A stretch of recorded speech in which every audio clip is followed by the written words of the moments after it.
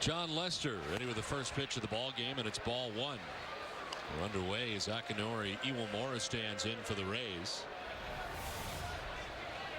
As you look at the numbers for John Lester, start number 14, 3-3 on the season. Fly ball to left field. Jacoby Ellsbury in a few steps. He'll make the catch for the first out. Last time out for John Lester, no decision against the Orioles. 5 innings in that game, 3 earned runs, and made 103 pitches. So far this year against Tampa Bay, this is going to be his second start. He is 1-0, pitched 6 innings in his only other start, giving up 1 earned run. Well, one down as he gets Akinori Iwamura. And now Jason Bartlett stands in, the shortstop, and batting in the number 9 spot. That's in the 2 spot.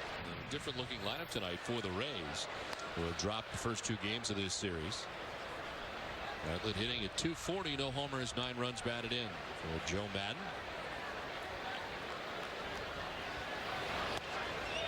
The strike, and it's 1-1.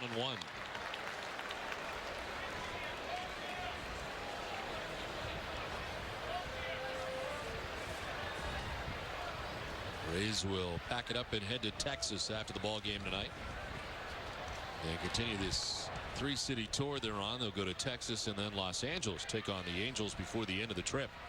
And they had a 1.5 lead when they arrived at Fenway Park, now trailed by half a game heading into tonight's action. Bartlett after the 2-1 sends it into left center field for a base hit.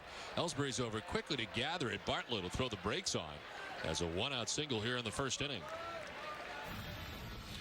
Let's check out the starting lineup as it's brought to you by Rico for the Tampa Bay Rays. Akinori Iwamura at second base, Jason Bartlett at shortstop, Carl Crawford in left field with B.J. Upton in center, Evan Longoria at third base, Deanna Navarro does the catching, Willie Ibar at first base, Johnny Gomes the DH bats 8th, and Justin Ruggiano in right field bats 9th. First hit of the series for Jason Bartlett, who stands at first base, 1 out. And Carl Crawford the batter. Crawford pinch hit in the first game, started last night, back in there again tonight for the Rays.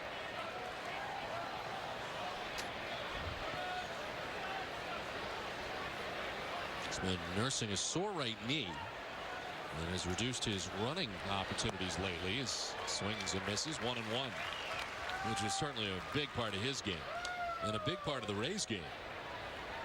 Yeah, once again, these two teams are number 1 and 2 in steals in the American League. Tampa Bay leading, the Red Sox in second place. Tampa Bay with 64 steals, Boston 55. Strike 2, and it's 1-2 now to Crawford.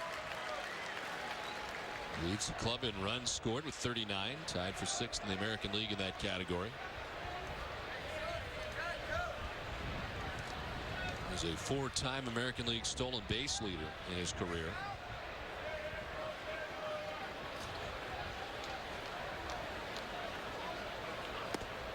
Strike 3 call. Delayed call from Jeff Kellogg, but he rings him up, 2 down. That certainly was a delayed call, and actually I didn't think it looked like a strike. The ball was down and in. Maybe it does cut back on the corner, but the long wait and now finally the strike call, and that kind of upset Kyle Crawford.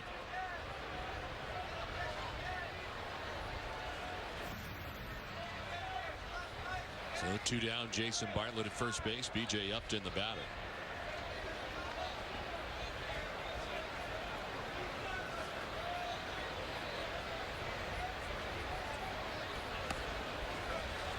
Upton, of course, ejected from last night's ball game after arguing balls and strikes after he'd struck out for the 3rd time. It's just up over 300 at 301, 3 homers and 34 runs batted in. He was run by last night's home plate umpire Paul Emmel, working it to third base for tonight's game. Yeah, Bartlett at first base, 10 steals on the season. He has been caught 3 times. Once again, that breeze blowing straight into at home plate tonight here at Fenway Park.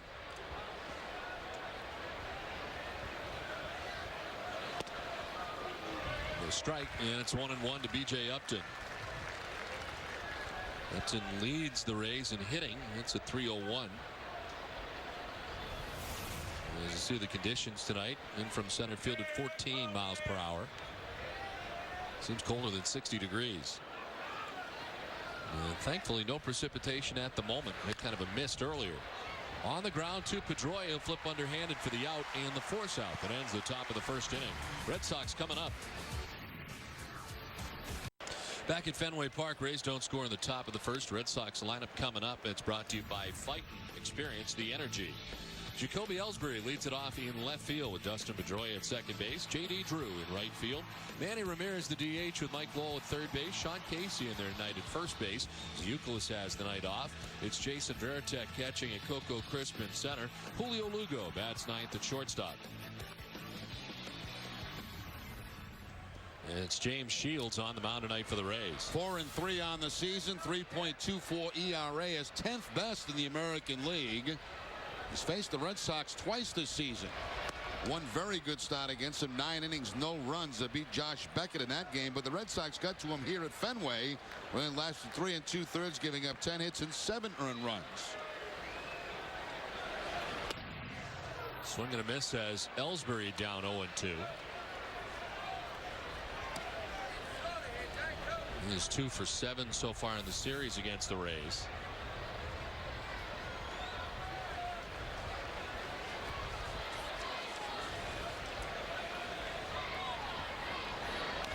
It's a piece stay alive as he taps it foul. Fastball, cut fastball, curveball, and a changeup from Shields. Last pitch, a changeup that Jacoby Ellsbury just barely fouls off. As we mentioned off the top, Red Sox have won 7 straight games here at Fenway Park against the Rays. Last loss came September 10th of last year. It's their longest home win streak against Tampa Bay. Strike 3. Ellsbury, he is out number 1. Well, that time Ellsbury saw the cut fastball in his first pitch and then that two-seam fastball that comes back and picks up the inside corner. Shields hasn't had a win since back on May the 9th against the Angels. Since that time, a loss and 3 no decisions, but a very good outing last time out against Chicago. Only 1 earned run in 6 innings against the White Sox. One down for Dustin Pedroia. We take strike 1 from Shields. Pedroia 273, 4 homers, 28 runs batted in. And he gets hit with a pitch inside.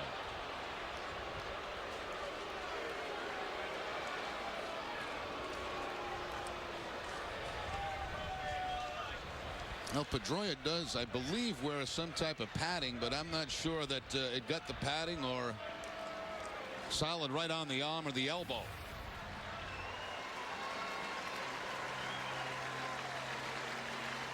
It sounded like it did get that guard, didn't it? Yeah, the bat got the home plate umpire, Jeff Kellogg. Wow. Twice.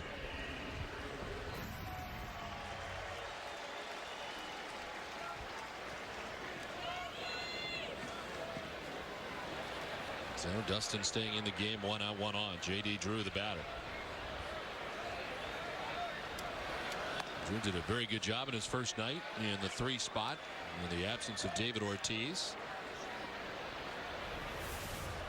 He was 2 for 3 last night with a double and an RBI. The average at 302 was 6 homers and 27 runs batted in. And the last 7 games he's hit at 417. 2-0.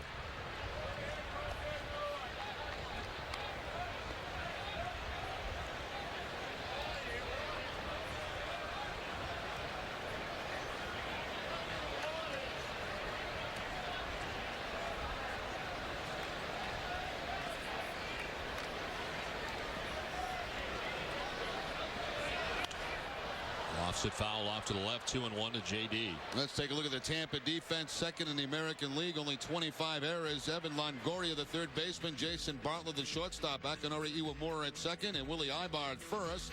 Left to right, Kyle Crawford, B.J. Upton, and Justin Ruggiano. And Yana Navarro doing the catching for Shields. 1 out 1 on, a 2-1 count. And Drew lifts a fly ball out towards left center field. Back towards the wall and off the top of the scoreboard. Pedroia will be stopped at third base as Drew cruises into second with a double. Second and third, one away. Well, J.D. Drew continues to hit 5 straight games now. He's 8 for his last 14. They slide J.D. into that 3 spot. Responds last night for a 2-for-3 night. And now going the other way right off the top of the scoreboard.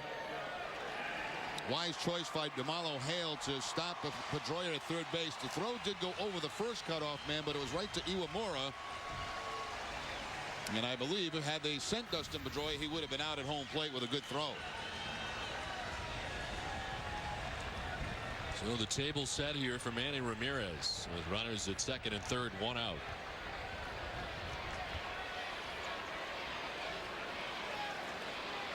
Manny at 296 to start the night. 12 homers and 40 runs batted in. A season high 10-game hitting streak heading into tonight's action. It's ball 1 outside.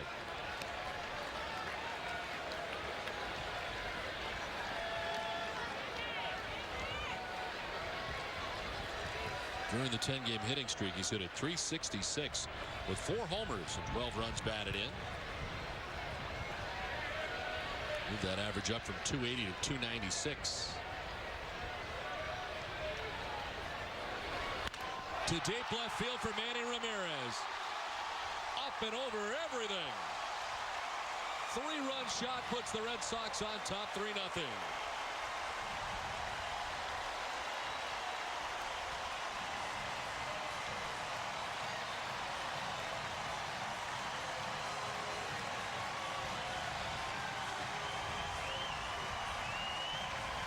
Well, Manny Ramirez gets a changeup from James Shields, a changeup that stays inside, and he just launches it over those monster seats. What great balance that time by Ramirez to stay back on the changeup.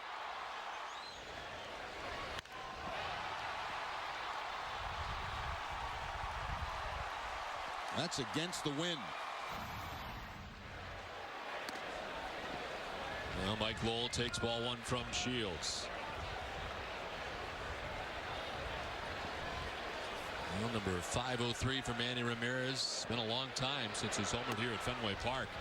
Of course, trying to do it on that last homestand to secure home run number 500. Couldn't get it done, but got it done on the road, and now back to hitting home runs here at friendly Fenway.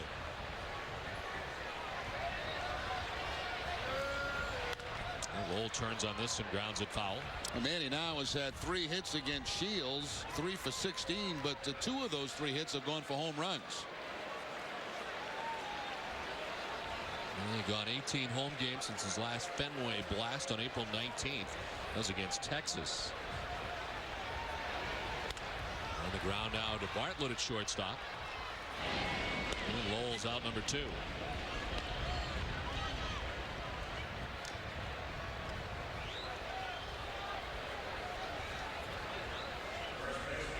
Well, it all started with Shields hitting Pedroia with 1 out of the inning. The double by Drew.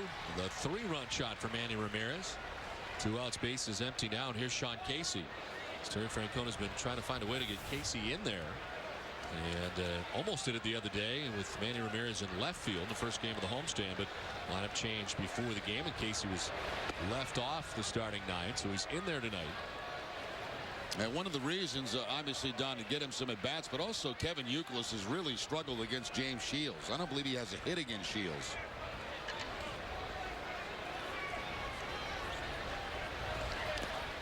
A foul tip, and it's 0-2. Youkilis getting the beginning of the game off. 6-game hitting streak. A couple of hits last night.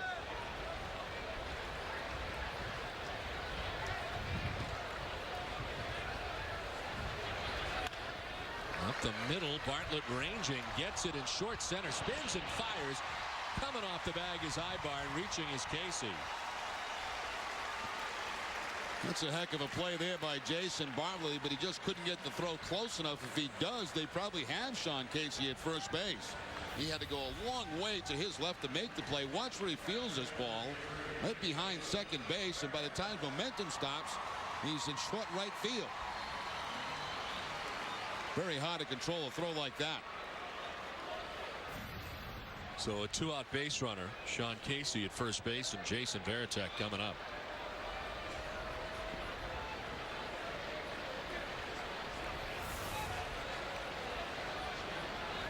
He was 1 for 4 in the game last night as he swings and misses. 2 for 8 in the series against the Rays.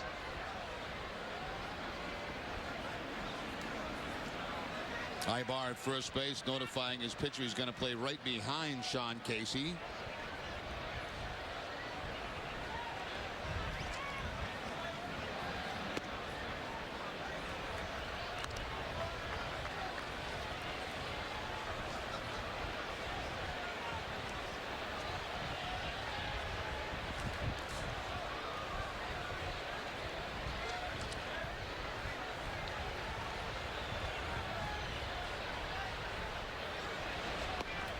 Breaking ball for ball 2, 2-1. Well, the Red Sox heading into tonight's action with a 12-game winning streak at home and hitting at .318 during that streak. Red Sox ranked second in the majors with a .303 home batting average, only behind the Chicago Cubs, hitting at .309 at home at Wrigley Field. 3-1. This player profile is brought to you by Sovereign Bank, the official bank of the Red Sox cable network. And a much different tale for James Shields away from Tropicana Field. Of course, that complete game shutout of the Red Sox took place in Tropicana Field. It's part of the sweeping of the Red Sox in that first series.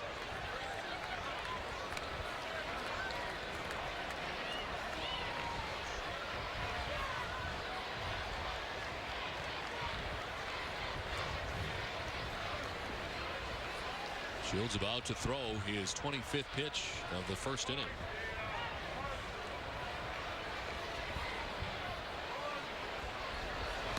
Varitek takes strike 3. As Kellogg rings him up to end the inning, a 3-run home run for Manny Ramirez has the Red Sox on top 3-0. Douglas Mass, very nice. That's pretty good. A lot of work went into that one. Nice job. Well, nice job by Manny Ramirez, who hits a 3-run home run in the first. John Lester, a 13-pitch first inning, and a 3-0 Red Sox lead to the second. Evan Longoria, Tiana Navarro, and Willie Ibar bat here in the second inning for the Rays.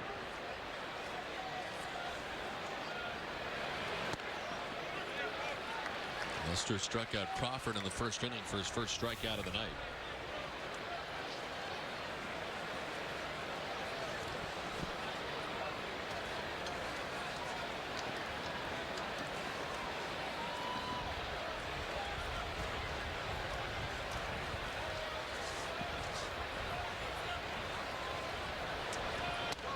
In tight, and it's a ball and a strike to 22-year-old Evan Longoria. Tied with David Murphy for most home runs among rookies. Murphy with 7 home runs as well. The former Red Sox first-round draft choice and now Texas Ranger. Longoria second in RBIs with 28. I mentioned it before he signed a contract right out of the gate April 18th. With a guaranteed 6-year deal with the Rays. Potentially a 9-year deal. They hold 3 years worth of options. Swing and a miss. Lester strikes him out. Second strikeout of the night for Lester. Let's check in with Heidi Watney. Heidi. Well, Don, Coco Crisp and Rays manager Joe Maddon exchanged words last night in the 8th inning after what Maddon called a dirty slide. But Crisp says he was just playing the game the way the Rays were playing. He put his whole knee in front of the bag. And that's not something that you do as an infielder. That, I mean, you could do that, but you're going to be, that's shady, you know? And he's not a bad dude, but that was shady. So it is what it is. You're going to hurt me. I'm going to come back and hurt you. And you're going to try to hurt me again, then so be it on the ball. What it is. So, and he didn't want to cover back the second time. They probably had it, you know, changed up because Lugo, they thought he was going to hit the ball to Bartlett's side or something like that. But, you know, if you're going to do something like that, I don't care what the situation is. Go ahead and cover the bag. Take your own licking. Crisp also said if the Rays decide to retaliate tonight, he hopes they hit him and not go after anyone else. Don? All right, Heidi, thanks very much. Agreed, disagree as far as the shadiness goes in the knee down in front of the bag. Well, that has become very common and always has been in baseball, especially when guys dive headfirst into second base. This is when he dove in and you see the foot go down. Now, you use that a lot, used to use that a lot on pickoffs at second base. Of course, here's where Coco was in the second time and takes out the second baseman like he's trying to break up a double play. Now, I'll say this. It is not good baseball etiquette to drop your knee in front of a bag, but it has been done for many, many years. Used to put pickoffs on at second base. If you notice the guy dove back head first, then you drop a knee on him so he couldn't reach the bag. And apparently that's what Bartlett did yesterday. Coco didn't like it. Next time he goes after whoever was covering the bag, he thought Bartlett was going to be covering, but it wasn't Bartlett. It was Iwamura, and he goes in like he's taking him out in a double play. So, you know, both parties are wrong on this. But I really think that the repercussions will come against Coco. On the ground, left side, Lugo from shortstop, and there's two down. It seems so many bad things can happen from diving head first. Well, it's become more and more common in today's game of baseball. It really does. I mean, you know, you see guys dive head first a lot on steals. You see it even sometimes at home plate, which is very dangerous. I mean, that's almost the same as diving into home plate where the catcher's got all the gear on. There's a good chance you're going to get hurt. Of course, this is what ensued afterwards in the 8th inning of last night's game. 2 outs as Willie Ibar stands in. Coco Crisp will lead off in the top half of, or actually the bottom half of inning number 2. As the Rays bat here in the top half, 2 outs, space is empty for Willie Ibar.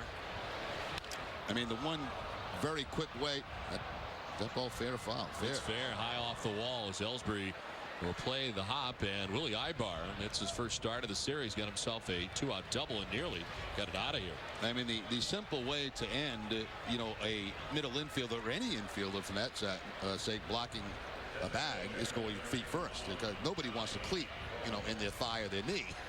So that's the way to end that. And Coco didn't like the way he blocked it, so he took it out the next chance he could on whoever was covering second base. He said he was hoping it was Bartlett. It was not Bartlett because Lugo was hitting, and that's why Iwamura was out there. So we saw Joe Madden address Coco Crisp, and it didn't sit very well with him. He's trying to protect his middle infielders. We'll see how that develops.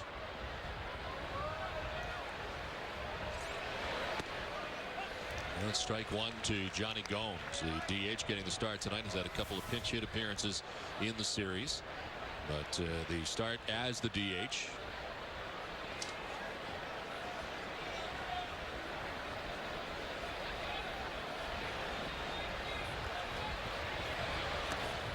Down and in and a check swing, 1-1.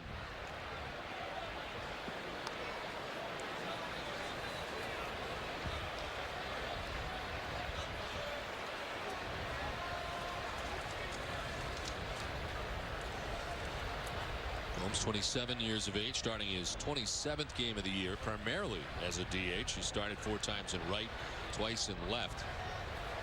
He's only started now 6 of the last 26 games, so a lot of bench time lately for Johnny Gomes, who's used to starting every day in years past. Well, now the roster constructed differently, and he's not seeing as much time as he has in the past.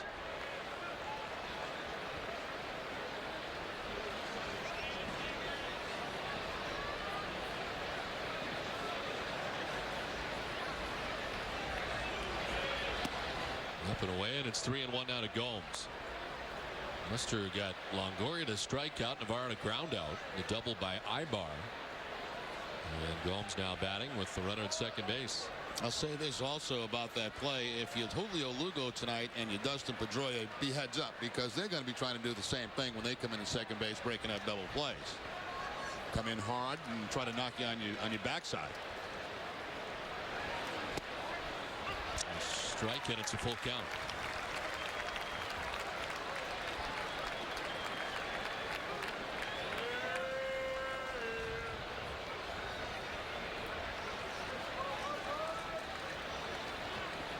And one thing you don't see every day is, at least with the cameras watching, managers yelling at different players. I'm sure it happens from the dugout all the time. We don't necessarily see it all the time, but last night we saw it front and center from the mound with Madden going out there, but not really commonplace, at least in the camera's eyes. Well, every now and then, I mean, you know, it was a clear case of Madden trying to protect his second baseman, and he didn't like the way Coco went in, and he made it known to him as he went out to the mound. I've seen that quite a bit. You do see it more from inside the dugout, obviously, than you do out in public when they're on the field.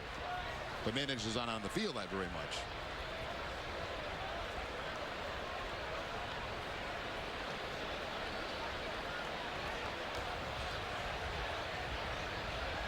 Full count to Gomes. Lester has slowed it up here. And now backs off, and Varitek trying to get on the same page, and Jason headed out.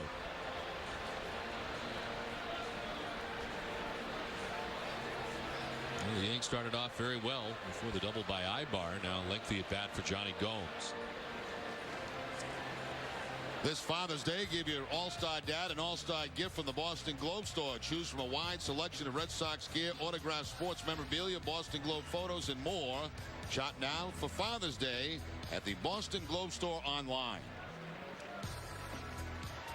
Well, one of the reasons Johnny Gomes in there tonight last year, 100 points better against left-handed pitchers than right-handed pitchers. Ibar takes off, almost gets hit on the grounder by Gomes into left field, and around from second base comes Ibar to score the Rays' first run. So a long at bat for Johnny Gomes, gets an RBI single, and it's now 3-1 Red Sox. Now Johnny Gomes now 4 for 12 against John Lester. He gets that fastball right out over the plate. Even with the runner going, he has to get out of the way of the baseball, then continues on to score the first run of the ball game for Tampa.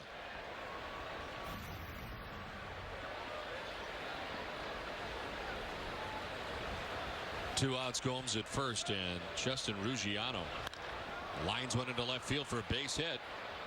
Ellsbury plays in a couple of hops. All of a sudden, 2 on, 2 outs. A run already in. Well, the bottom of the batting order doing damage here. Ibar, Gomes, and now Ruggiano. 3 straight hits. Ruggiano arriving during the game last night, getting called up from AAA Durham, with Carlos Pena going on the disabled list, and he arrived in the middle of the game, ended up getting into it. He's 26 years old, and his 3rd stint already with Tampa Bay this season. Back up top for Akinori Iwamura. Flight out to left field, first time up.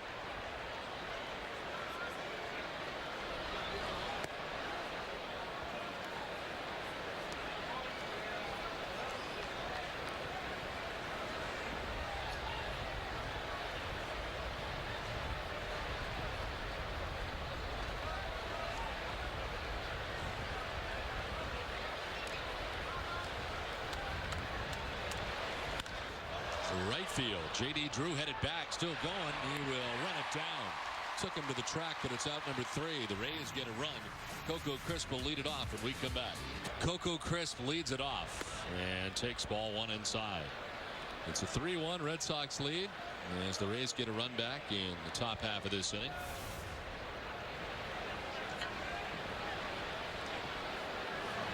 Shields hits Crisp, and Coco is going to head out. Here we go.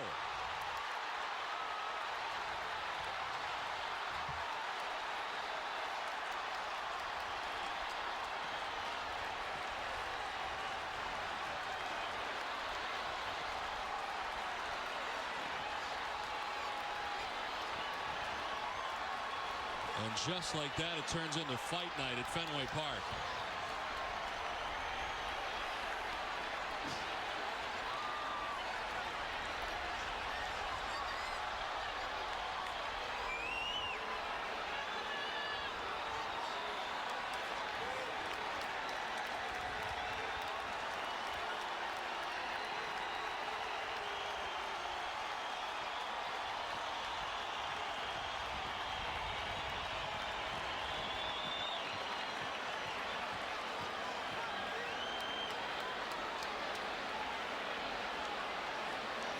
Well, I don't think there was any question it was going to happen. It's just a matter of when it was going to happen, and it happened right in his first at bat. You know, sometimes it's almost smarter to wait a while. That time they go right after Coco Crisp the first time out, and quite frankly, I was surprised to see Coco go to the mound. He's still fired up as they finally get him out from underneath the pile. I was too. I thought he was going to head down to first base when he first took that first step. Navarro's still hot out there. The catcher at something. He's trying to get at somebody, and his teammates are holding him back. There were a lot of guys real angry in this brawl. This was one of those just push him around kind of things.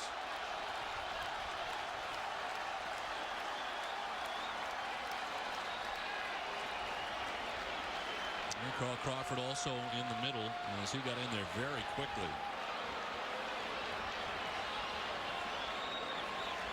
Shields took a swipe at Coco. Coco ducked it. It looked like he got a shot in after that, and this got piled on. There were also punches when they were on the ground that I saw. And once they hit the ground,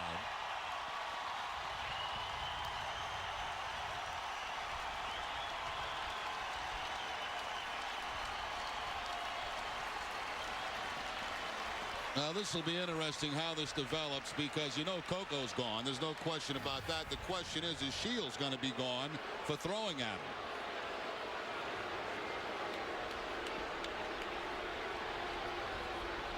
There's the punch. He misses him with the punch, and Coco comes right back. But now he's in a tough shape because he's got 4 or 5 guys around him. Johnny Gomes with that shot right there. You could see that. I don't know who was on the bottom of that pile.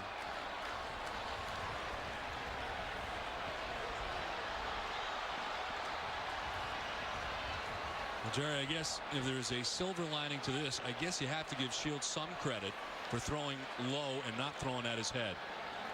I mean, is there any credit there whatsoever in that situation? You know they're going to throw at him. Absolutely. There's no question they were going to throw at him. And you're right, Don. He didn't throw at his head. And that's the reason I was a little bit surprised to see Coco go out there. If he goes down to first, this is over. Boy, he ducked a right, a big right, and then he caught him with a jab, you know, a right jab. And, boy, then after that, everybody compiled. Look at Gomes. He threw a big shot. Navarro had him. I think that was Coco at the bottom of that little pile there. Or that big pile, I should say.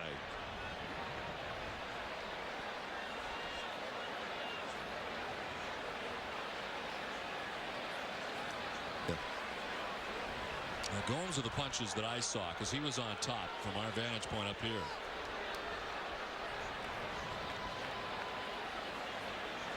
There he goes. It's Navarro took him down, then Gomes threw the shot. Mura's in there trying to throw a punch. Crawford, too. Crawford came all the way from the outfield to get in there, and they're all after Crisp. There had to be 4 of them, all throwing punches at Coco at the bottom. There's 2. Yeah. There's 3, and then Crawford will come in from the back of the mound to throw more. Yeah, you got 4 guys there. You got 4 guys on Crisp right away. Gomes just got him on the side. Then he gets him on the side of the head. Navarro's got him buried. Watch Crawford. And there's Crawford with a couple of jabs to the right jabs underneath. Under the pile. There could be a whole ton of guys thrown out of this game. And if not, there'll be more after the fact. Shields is going. This may be one of these where the umpires didn't see it all. Later there'll be more. Oh, there'll be a load of it going. And I can tell you right now, I don't think Navarro will be one of them, because Navarro is tackling Coco. There's no question Gomes throwing a shot is going to be one of them. Crawford coming in with his couple of punches from underneath will be gone. And from the Red Sox side, it's tough to tell. We had our focus really on that pile there, those guys on top of Coco Crisp. So Shields is gone. Coco's gone. The question is, will anybody else be gone in this game? The umpires will get together and confer as to what they each saw in this instance. See, here's what makes no sense to me, Don. Okay, after last night something's going to happen, and the question is, when is it going to happen? Do you do it when you're down in a ball game 3-1 this early, or do you wait? Sometimes it's better to wait. They're going to play again, this team. Why don't you wait till you have a lead or something like that? Now you lose your starting pitcher immediately out of the game. One of the best pitchers you got, he's gone. Okay? I mean, it's almost, there's a right time and a wrong time. I don't think this is the right time to do it. They lose their starting pitcher right away. I was surprised to see Coco charge the mound. I really was, because it was not at his head.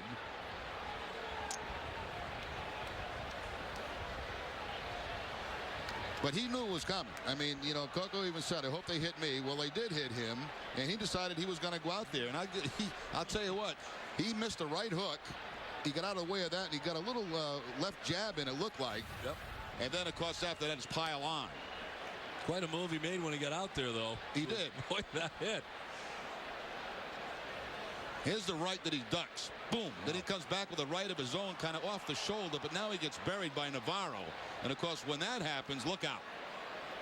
You got 3 guys there, 3 guys, somebody from the Red Sox trying to pull him off. There's Crawford with some punches.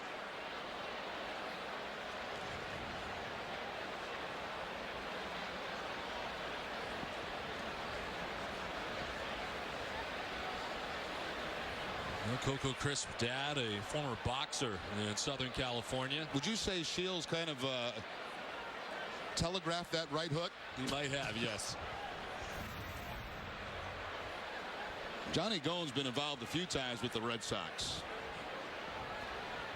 Well, you wonder how much they saw, Jerry, as far as the umpires go. It's very hard for them to see all that. I mean, yeah, you know, they see the obvious things, but a lot of those things, when you get into a big pile and so many people around, it's really hard to tell who's doing something until the league gets to look at it on tape.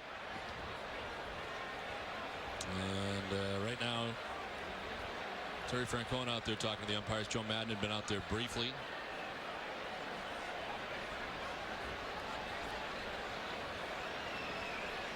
You know, I wonder, has Shields been thrown out or is he getting worked on? That's my question, because there's nobody in the bullpen that even looks like they're getting ready. But I think he was thrown out. How much more obvious could it be that he was thrown out? It's very obvious. Yeah, now you're going to see Balfour grab a glove. So, you know, he didn't do it on the first pitch. He waited a little second pitch and tried to disguise it a little bit, not fooling anybody. And you know something? Had Coco gone to first base, nobody would have been thrown out of this game. Right. But both teams would have been warned. And in your mind, would it have been over at that point? I mean, they got him. No, they wouldn't. It would have been over because I'm confident the Red Sox would have retaliated.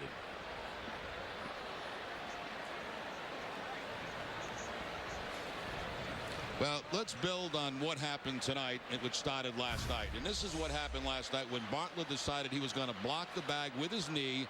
On that play, Coco hurt his thumb. And, of course, took exception to that. On the very next time Coco gets on, he steals again and absolutely cleans out Iwamura at second base.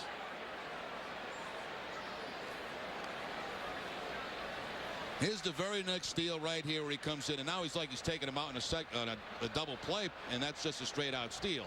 So you knew retaliation was coming. You just didn't know when. Madden goes out to the mound. He's all over Coco. Coco snapping back at him. And now it's just a matter of time. You know, was it going to be first at bat, second at bat, next series, first at bat, and then here comes Coco, and there we go.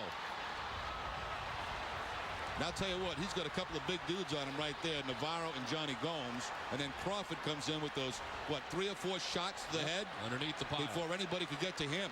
Sure, that will be remembered. That was in many of the battles that the Red Sox have the Rays in the past, their big contention was that Brian Daubach was throwing haymakers at the bottom of the pile way back some, what, 8-9 years ago. Yeah, and that was not true either. That was not true. This one is.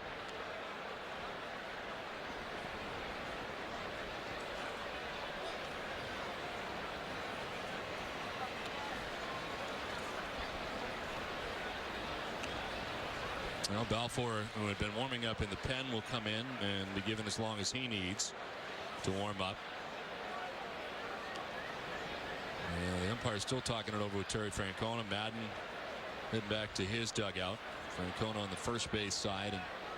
And I think Tito may be trying to plead his case that, you know, other people should be thrown out of that. Right. But you're not going. I don't think you can win that battle because they just can't see all of that. There will be suspensions and those things along the lines afterwards. There's going to be big-time suspensions, and he's going to be involved in them. And I wouldn't be surprised. Crawford, I'm not. I can't say the catching Navarro. I can't say him. He's just tackling and getting on top of Coco Crisp. He's got a possibility of getting suspended. So does Gomes. And of course, we can't see the whole pile either. We can't speak for the Red Sox players. But to me, Don, it just doesn't make sense. You know, you've got your starting pitcher out there. You're down 3-1 already in the ball game, and out of the game he goes. So the timing makes no sense. The timing doesn't make sense. There was no question the Rays were fired up about it, had the night to think about it, and we're still very angry today. Well, that's definitely the manager telling the pitcher, you know, you got to get him. There's no question about that. And, you know, maybe you don't even have to tell him. I mean, you know, the word spreads quickly. You're going to get Chris tonight. Of course, we're going to get Chris. This is some milling around afterwards. Julio Lugo, the former Devil Rays, they were known then, pulling some guys back. You know, we sort of focused on that one area where Coco was, and again, we can't see everything as we've mentioned. Not much more was happening right here. You clearly see Cash, Timlin, and Casey in there trying to protect their teammate Chris. They were very much near the bottom of that pile, and out comes Coco squeezing out. Ended up underneath Jim Hickey, the pitching coach.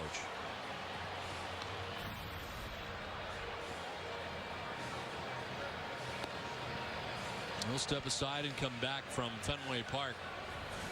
3-1 Red Sox. They still try to get the pitcher ready. 3-1 Red Sox on top. We're in the midst of the bottom of the second inning. Coco Crisp had just let off, was hit, and of course the fight ensued here at Fenway Park, as was expected. Well, actually, at that point, Don, when they hit Coco, I thought he'd go to first base. I really did. And then he decides to make the move out to the mound. He avoids a right hook right here by Shields. Ducks it, comes back with a little pop of his own off his shoulder, and then gets smothered by the catcher Navarro. Now it gets dangerous after this. When Gomes gets to him, that's when it gets bad. Here comes some shots here. One to the side of the head. Iwamura's in there trying to get a shot in. Here comes Crawford, number 13. Boom, boom. Don't know if he's making contact, but he's certainly throwing them.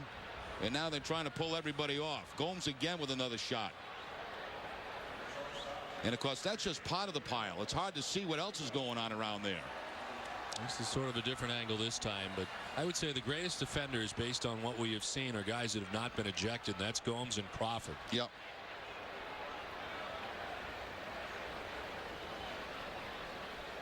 Tough to see the backside there. You see DeMarlo here. There's a pile back there with Shields. Well, I don't know if that's Shields or not, but DeMarlo Hale's down there. Yeah, Shields is on the other side. Yeah, it looked like Shields was on the other side. They finally got those guys separated. And at this point here, people are just trying to get people off each other.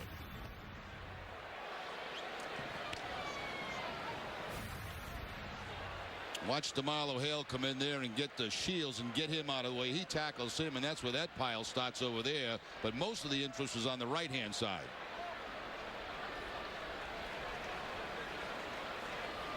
Don't see nearly as many punches on that left side as you do on the right. Now you saw Casey, you saw Timlin, you saw Kevin Cash, who had probably come in from the bullpen. Really in there trying to make an effort to get those guys off Coco Crisp.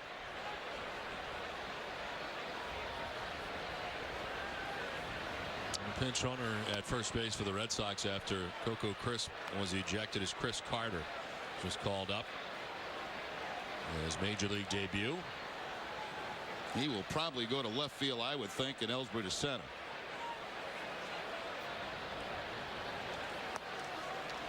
That was ball 4. Down to first base goes Lugo. This call to the bullpen is brought to you by New England Ford dealers, and the new pitcher is Grant Balfour. Well, Balfour making his 4th appearance. He worked in the game here on the 3rd a couple of days ago. 2/3 of an inning, a walk and a strikeout. We call from AAA Durham. Well, this has been quite a start to an early start at Fenway. And the time change for 6 o'clock. You can erase that now. It's just about 7. And the Red Sox batting here in the bottom of the second with a 3-1 advantage. Looking for more. Nobody out. Kobe Ellsbury struck out looking in the first inning. I will say this for Shields, and I give him credit for this. He did not throw up around his head. He threw it, at his thigh. I mean, he's getting his point across, and he got him off the thigh, and then all hell broke loose.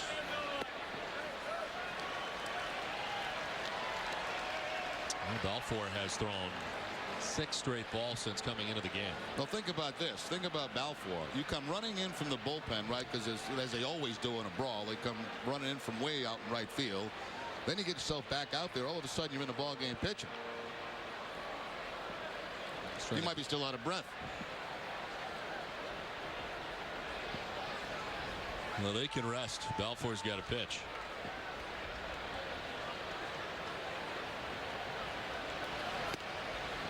There's a strike, and it's 2-1. Well, you're going to see Coco suspended. There's no question about that. And I wouldn't be at all surprised when the league looks at the tape. You're going to see Gomes suspended and probably Crawford. All will appeal. And again, you know, we can't see everything that's going on out there. Down the line at first, Eibart touches first, fires to second, safe at second, out at first. And on to third base goes Carter. That's not to say that, you know, members of the Red Sox are not going to be suspended either, but it seemed like in the shots we had, most of it was trying to pull people off.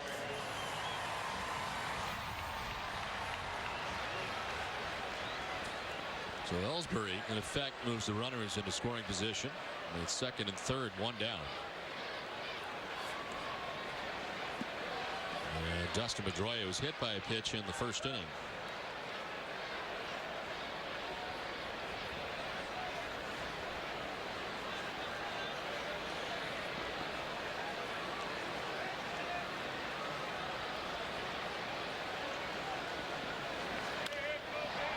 Fouls it down the right field line, backing out of play. I tell you, that, not to make light of it, but that was a great shot of Coco coming out and Shields winding up to throw that big right and ducking the right and be able to get one, you know, at least on the shoulder after that. I think even Shields might have been surprised to see him coming out. And this is what he gets no chance after that. Once Navarro gets a hold of him and takes him down to the ground, where you going to go? You got a big dude on top of you, and you got no place to go. He was pretty much pinned down there, and then, of course, the punches ensued from everywhere else. That's when you hope your teammates get to you in a hurry, because you can take an awful beating down there.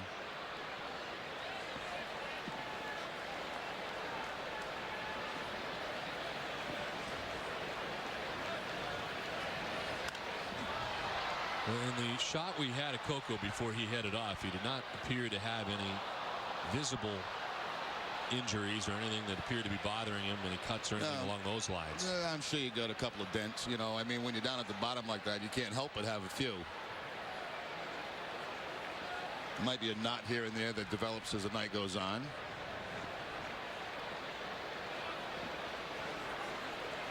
Plus, you got three guys wailing on you.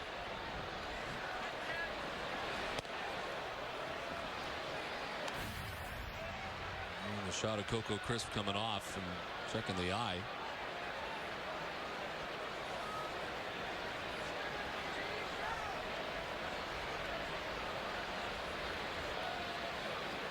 And Tito making sure he's all right. Center field, B.J. Upton back a few steps, makes the catch, tagging at third is Carter, and he'll score to put the Red Sox on top 4-1.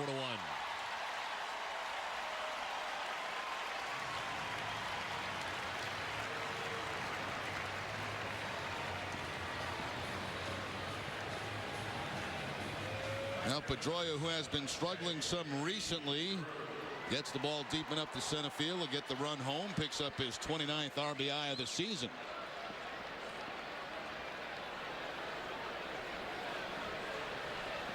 There's J.D. Drew, who doubled in the first inning, came around to score on the 3-run home run by Manny Ramirez in the first.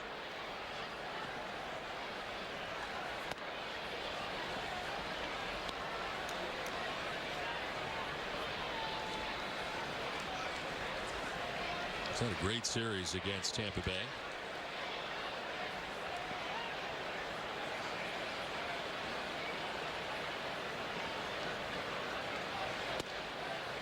A strike in. It's 1-1 to J.D. Drew. Julio Lugo at second base and 2 outs here in the bottom of the second inning. Well, with the fight and the lengthy warm-up and the Red Sox scoring a run, it's been a very long wait for John Lester. To center field, B.J. Upton on the run towards left center to make the grab to end the inning. The Red Sox pick up a run at the bottom of the second, take a 4-1 lead at the end of 2. Top half of the third inning, Jason Bartlett leads it off and takes ball 1 from John Lester. A 27-minute wait for Lester between the fights and the inning itself. Bartlett is single to center field first time up. Now fouls it off, and it's a ball and a strike. Well, this has been quite a history the Red Sox have had with Tampa, and it goes a long way back. And of course, most of the guys weren't even around You know, when at first they had the Pedro thing with Gerald Williams. Remember Brian Daubach and all kind of crazy stuff going on with the Rays. Trot Nixon's bat flying back towards the mound. And Ryan Root. Yeah, who was Ryan Root? Yeah. Just slipped, remember? Yeah. One of those things.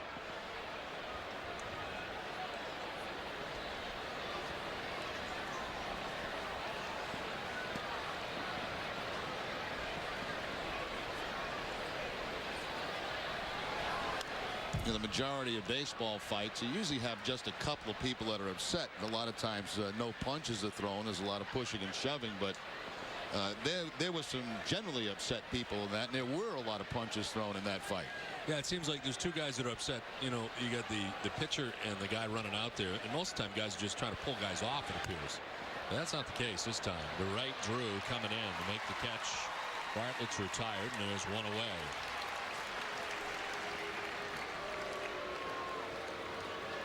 I'm trying to think of the last fight that was here at Fenway Park. You'd have to think it'd be maybe that Yankee brawl with Varitek and A-Rod matching up here at Fenway Park with Bronson Arroyo on the mound. Remember one against the Orioles.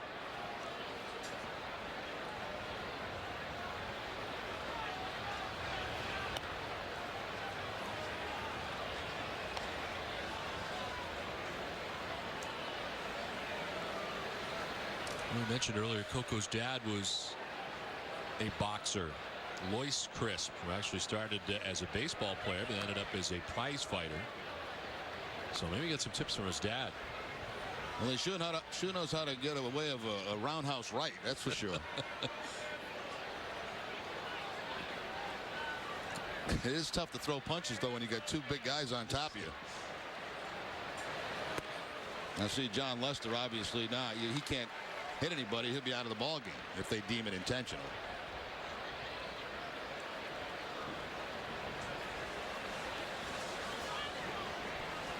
He struck out Crawford in the first inning. On the ground, a shortstop. Lugo plays it.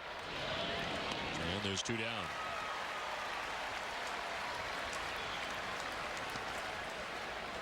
NESN.com is all new. Visit it today to see our new look, new content, and enhanced features that give fans a new voice online. When you become a NESN.com registered user, you can also enter for a chance to win an iPod Touch. Just visit the new NESN.com today. I tried to log on the other day for one of those chats, and I used my screen name. Right. I couldn't get in. Maybe they have you blocked out. They don't want me in? I can imagine. to right. Yeah, Drew is there. It's a 1-2-3. Third inning for John Lester. Long wait didn't bother him. 4-1 Red Sox. Candidate for governor of Vermont. And with that kind of sign, he might have a good chance. He needs some backing, though. Constituency. Spin doctors. It's 4-1 Red Sox on top as we head to the bottom of the fourth inning. Varitek, Crisp, and Lugo. Grant Belfour back out there. He's gone 2 innings of relief.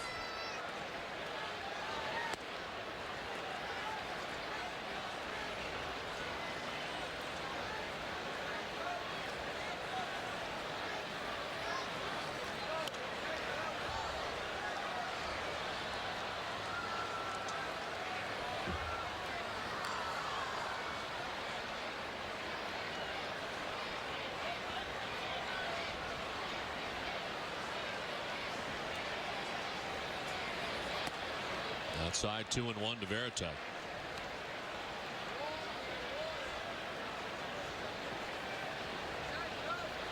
A 4-game hitting streak coming in tonight. A strikeout victim in the first and takes a pitch in the dirt. 3-1.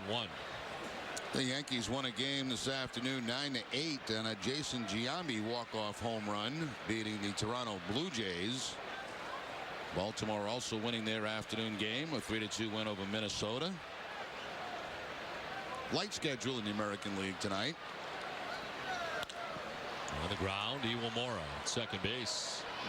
Throws out Varitek for the first out in the bottom of the fourth.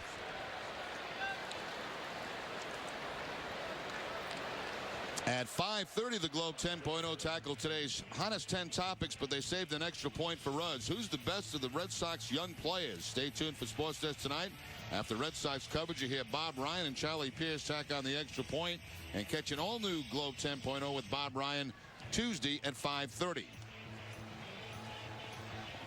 Well, here's the first major league at bat for Chris Carter.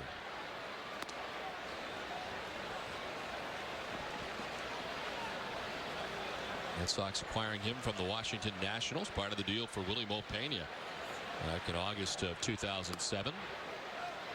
His 5th professional season, originally drafted by Arizona in the 17th round back in 2004.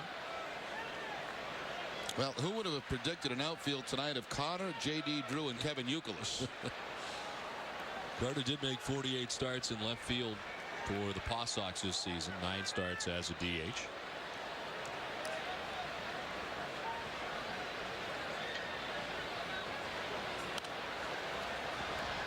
On the count, quickly 1-2. J.P. Howell, left-hander, loosening in the bullpen now for the Rays.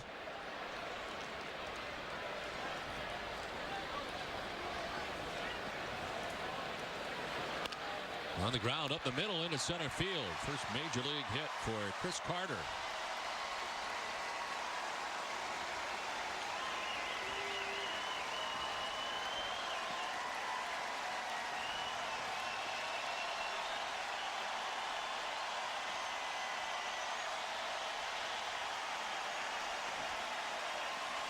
Now, from my understanding, Carter has an awful lot of family and friends in Boston here as he gets his first major league hit. So what a thrill it is for him. After better than 500 minor league games, in his first major league at bat, a base hit. 1 out, 1 on for Julio Lugo. He walked his first time up.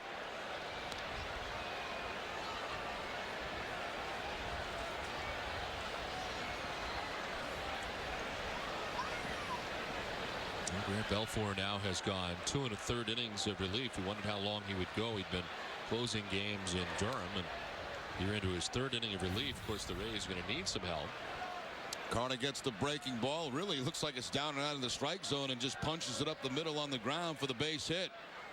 That's going to be a tremendous, well, it is a tremendous feeling to get your first major league hit. Center field for Lugo, as up to second base goes Carter, and it's 1st and 2nd with 1 out.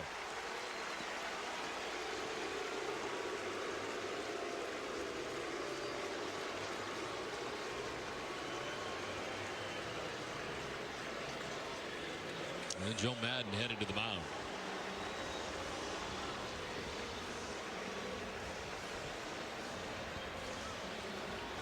So a pitching change as the Rays here with 1 out.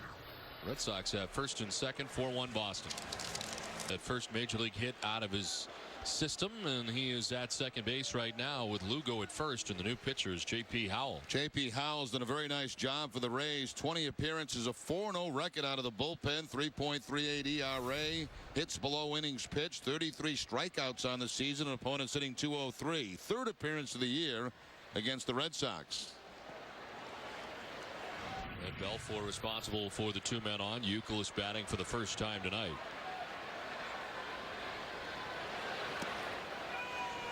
Wondering about how much outfield defense Youkilis has had in his career. 18 total games in left field, none in right field, but 18 games in left. Well, he's got to be saying to himself, what am I doing? First of all, I'm in right field at Fenway Park, which is huge, and I'm a leadoff hitter now, which I don't like doing.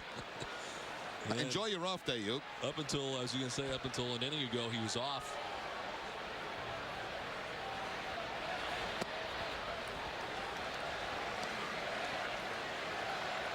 Six-game hitting streak for Kevin Youkilis. He's 3 for 7 in this series against the Rays.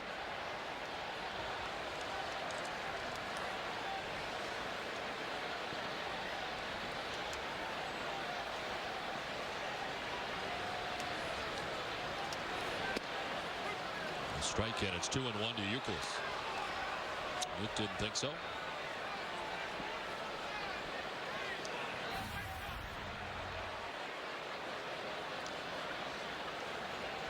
Now Uke jumping back, but looks like maybe it did have a bit of the inside corner.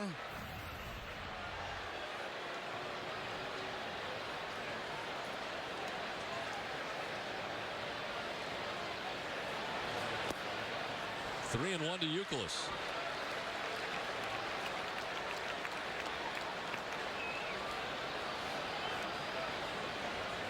J.P. Howell, the third pitcher. The ball game now for Joe Madden. James Shields ejected. Hit Coco Crisp. The brawl ensued. Both Crisp as well as Johnny Gomes and James Shields ejected from the game tonight. Crisp leading off the bottom of the second inning.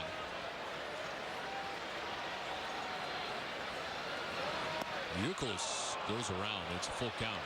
Here it is, count 3-1, and Uke fooled by the changeup by J.P. Howell. Not giving in with the fastball in the 3-1 count. Off-speed pitch, and has Youkilis off balance and fooled on the check swing.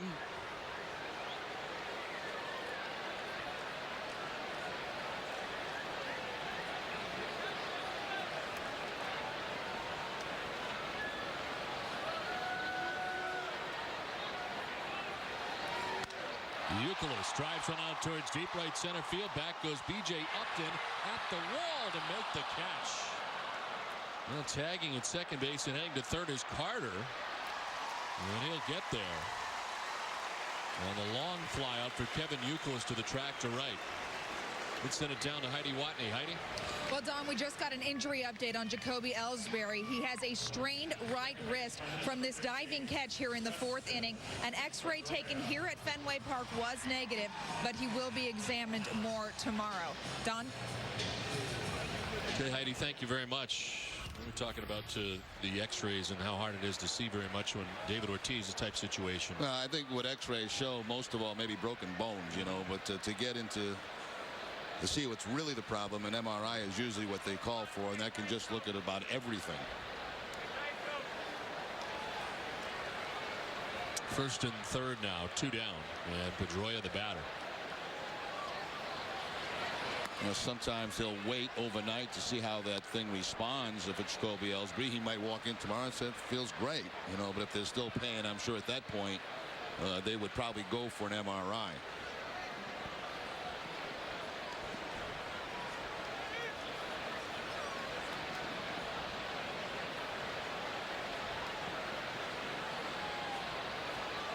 Here goes Lugo at first. No throw from Navarro. Lugo picks up number 7 on the season. Has been caught 3 times.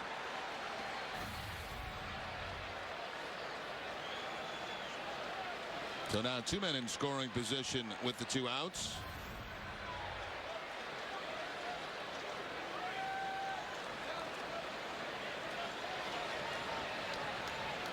Carter at third, Lugo at second, 2 down. In the dirt, and it's 3-0. I was going to say, Don, after that catch by B.J. Upton, he covers a ton of ground out there in the outfield, doesn't he? Yes, he does. To his right, to his left. A great throwing arm, as we've seen already in this series.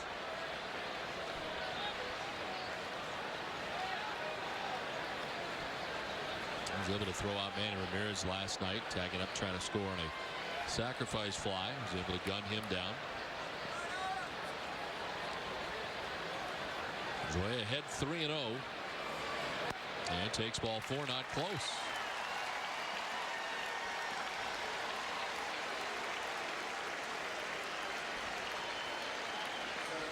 First walk given up by J.P. Howell. Red Sox have him loaded now with 2 outs in the inning. And a chance for J.D. Drew, who doubled in his first at bat back in the first inning. Flied out to the track in left center field in the second. 1 for 2 tonight. J.D. has had 4 career grand slams.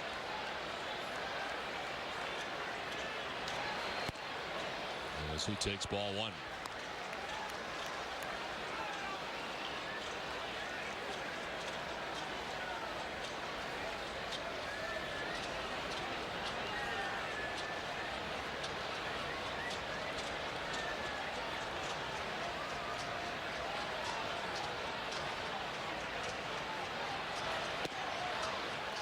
2-0.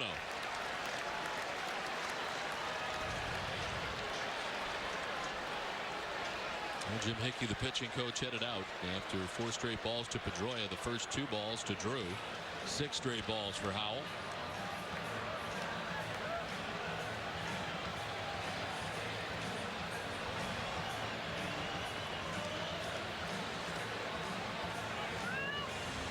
It's time now for the Aflac trivia question. And our question tonight is, which 16-year Major League Baseball veteran recorded the first hit in Rays history? I'll have the answer for you a little bit later.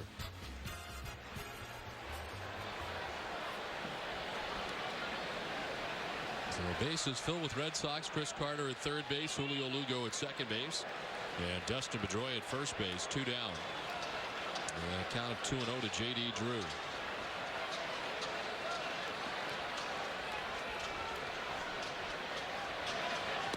Swing and a miss. 2-1. J.P. Howell really doesn't throw that hard. High 80s, but you saw some pretty good movement on that last fastball going down and in to J.D. Drew.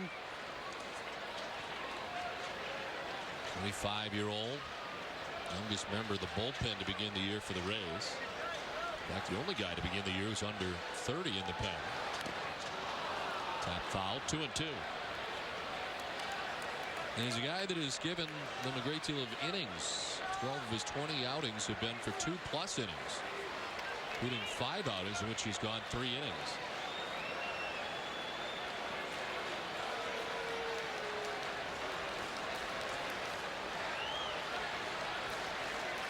And a former starter as well. That is 2-2 to J.D. Drew with 2 outs and the bases loaded. 2-2 for the Red Sox to open things up.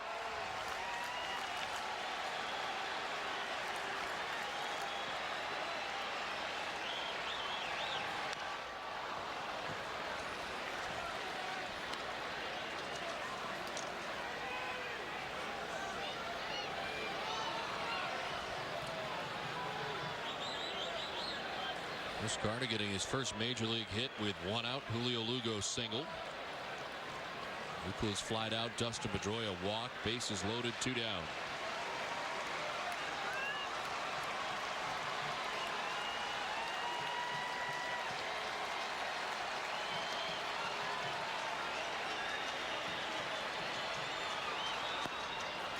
Ball 3.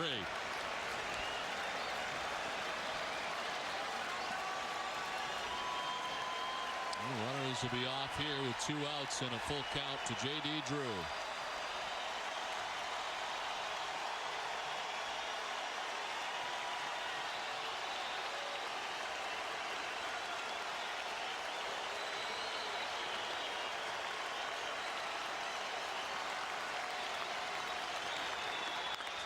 Chopped outside of first and foul.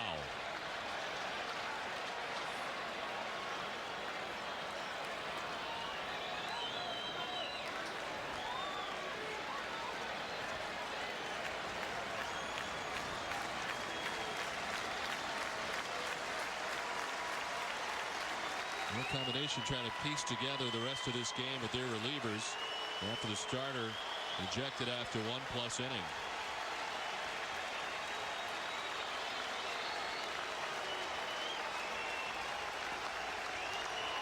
Payoff pitch to Drew. In tight, ball 4, and in from third base comes Carter. 5-1 Red Sox.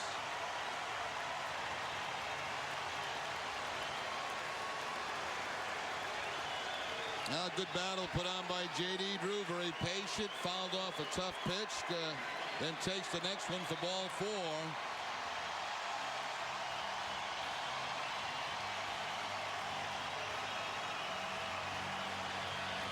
Well, Manny, bases loaded situation with 2 outs.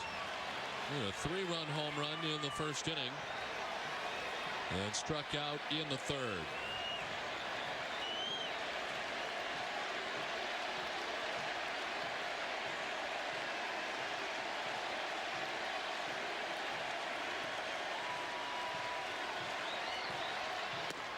Ball 1. The home run back in the first inning off Shields was on a changeup. A changeup that stayed down and in to Manny Ramirez, and he golfed it out of this ballpark. And at that time, the wind was blowing in pretty good here at Fenway.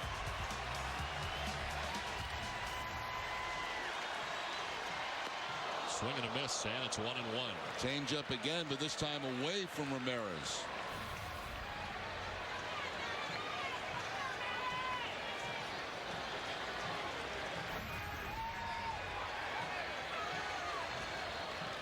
Lugo at third base, Pedroia at second base, Drew at first base. 2 outs, 4th inning, a run already in. Manny waiting on a 1-1.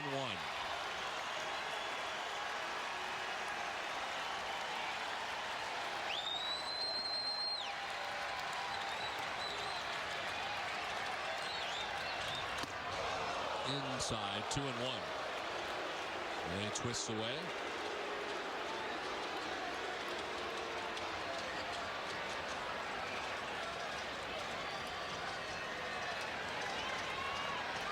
Red Sox scoring 3 times in the first, a run in the second, and a run so far here in the fourth, but a chance to open things up.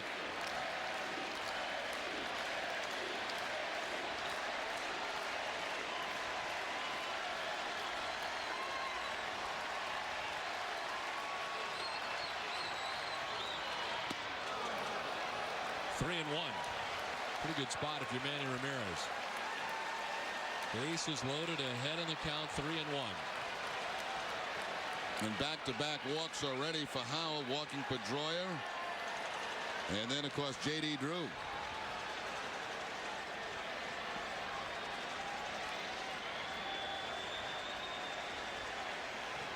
And he has 20 grand slams, has not hit one since 2005.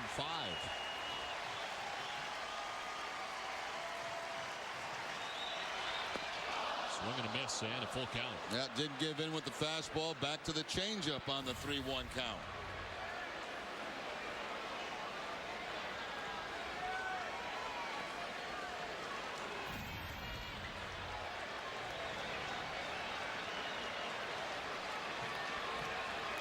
Lugo at third, Pedroia second, Drew at first, all off. With a pitch and a full count to Ramirez, 2 outs.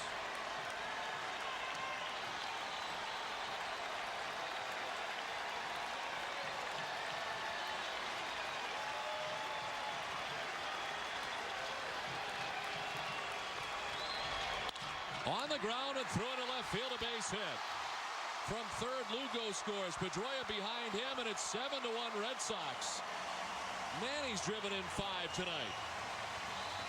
Well, Don, we talked a couple of nights ago with the absence of Big Papi. I mean, it's going to take a few people to step up, but Manny has stepped up in a big way. 3-2 fastball he gets after looking bad on a 3-1 changeup. They come back with the fastball, the top spin ground ball quickly through the infield. And of course, with the runners off on the 3-2 count, no problem for Pedroia to score behind Lugo. So a big base hit for Ramirez, big night for Ramirez.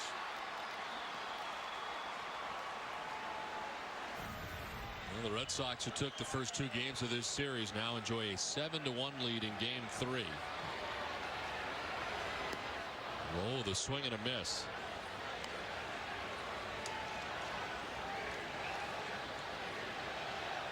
Red Sox with a 12-game winning streak at home coming in. The Beat LA chant starts here at Fenway Park. As game 1 of the NBA Finals not far away.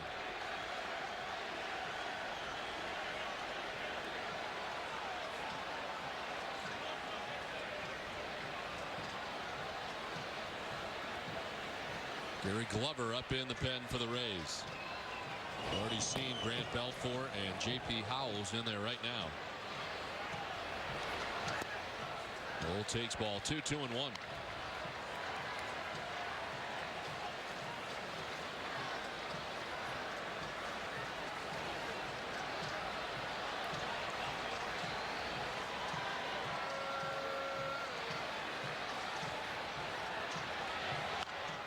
Tapped foul, 2-2.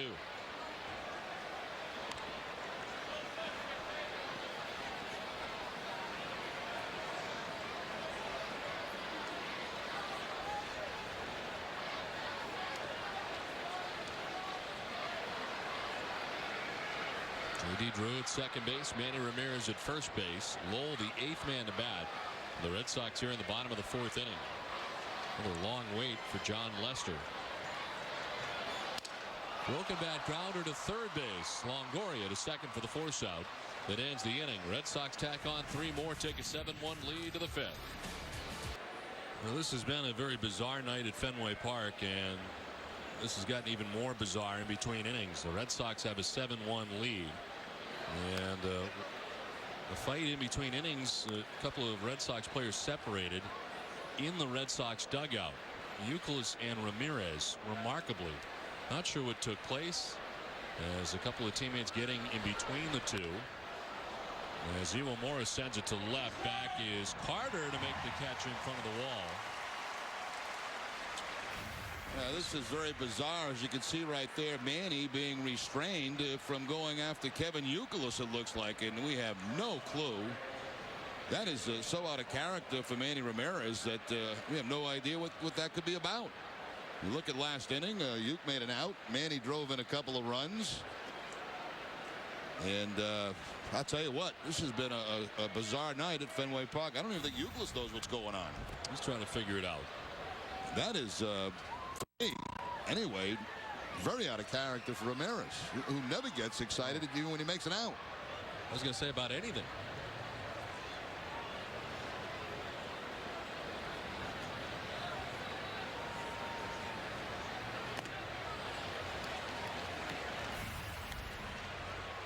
Alicea and Casey talking to Kevin Youkilis. Go see Youkilis saying, what was that all about? They moved Manny down and then got him to the runway.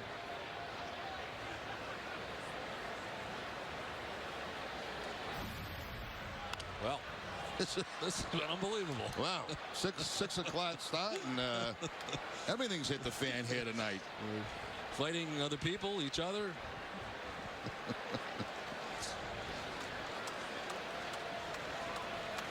Well, there have been skirmishes between teammates. Sure. There's no question about that. But a lot of time they take place out of the sight of people that are in the ballpark. You know, a lot of times it's not in the dugout. It may be at a runway or a clubhouse. As someone who spent a long time in a major league clubhouse, how many times do you think it's happened in your career? Oh, I've seen quite a few of them. You know, a lot of them don't come to blows. They usually end up being separated. But, you know, you see, it might happen once or twice a year. But this was the characters involved is what's strange.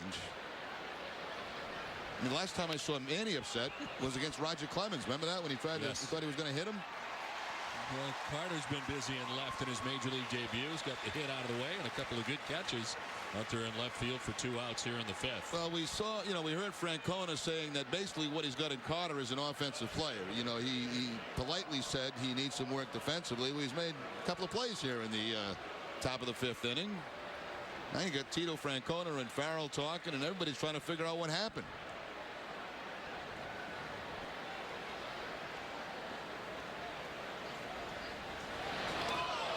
Pitch inside to Crawford.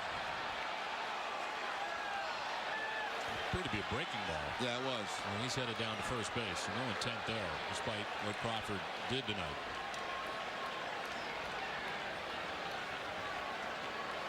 Of course, by now, you know, everybody's probably seen the tape of what happened, but clearly that's a breaking ball from John Lester. And when you're trying to hit somebody, you're not trying to hit him with a curveball, so no intent there.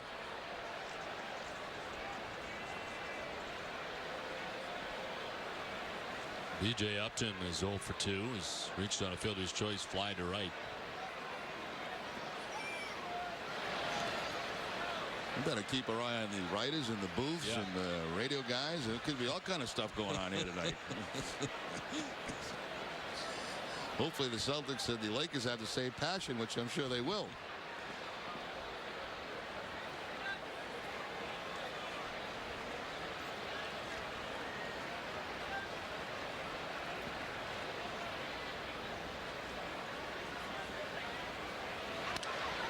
towards shortstop. Lugo will flip to second base for the force out. That ends things here in the top of the fifth. It is 7-1 Red Sox halfway through this one. Back at Fenway Park as we head to the top half of the eighth. It's 7-1. The Red Sox on top. And Mike Timlin back out there. The final two outs of the seventh inning.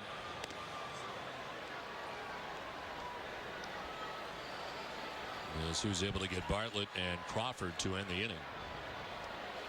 Red Sox do have action in their pen. Javier Lopez is up as things begin here in the eighth.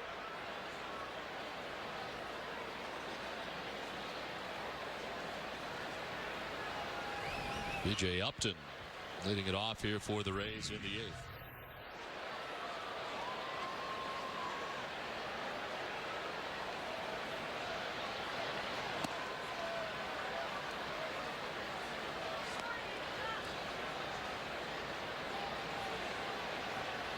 Upton has reached on a fielder's choice, fly to right, reached on a fielder's choice again.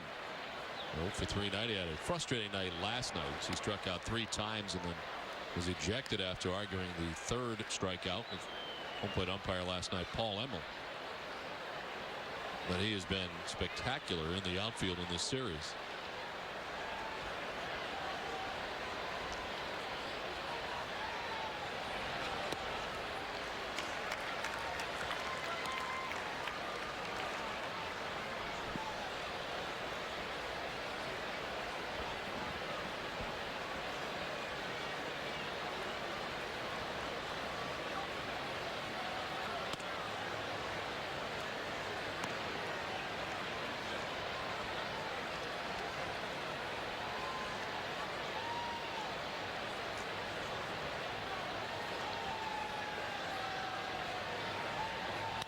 Upton lifts the fly ball to right field. Youkilis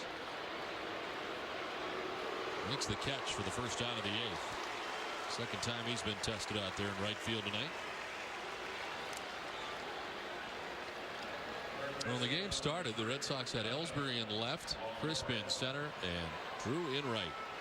And by game's end, you got Carter in left, Drew in center, and Youkilis in right.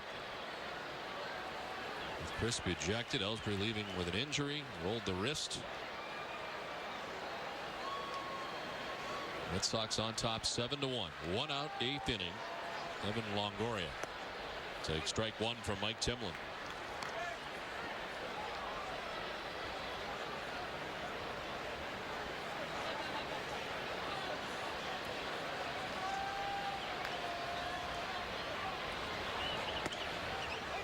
Strike in, it's 0-2.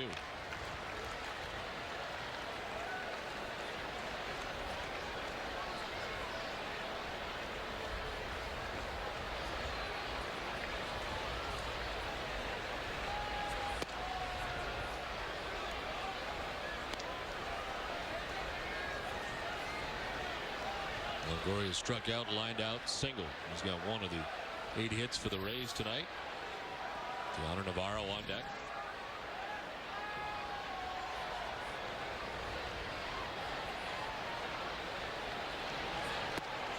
2-2. In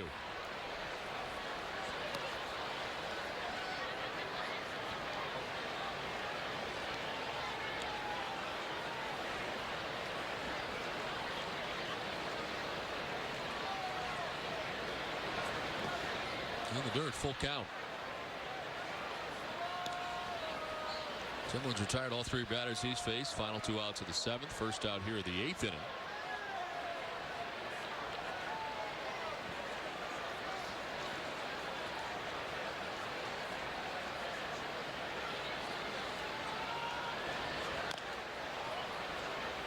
Fouls it off himself, and still 3-2.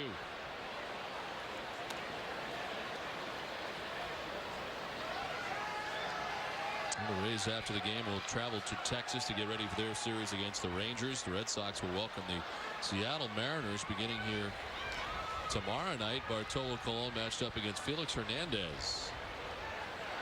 And Seattle enjoying a day off today. The travel here to Boston. Ball 4, down to first base goes Longoria. 1-out walk here in the 8th inning.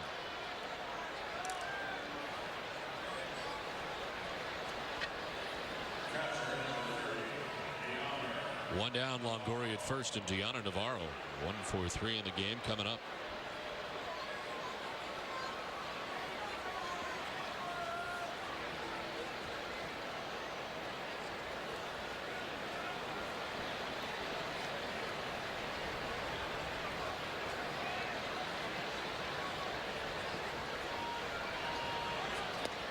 Strike one.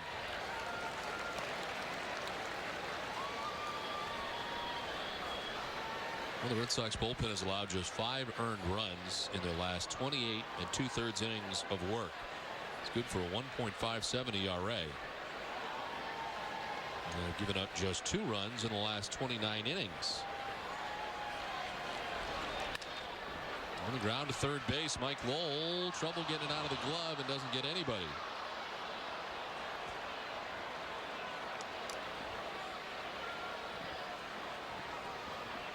Little spin off the end of the bat here for Navarro, and Lowell looks like he's in a good position to turn it over, but couldn't get the handle on the baseball. And by the time he finally does get it to second base, you can see it pop right out of his hand back into the glove. Everybody's going to be safe. Lowell picks up his 4th error of the season.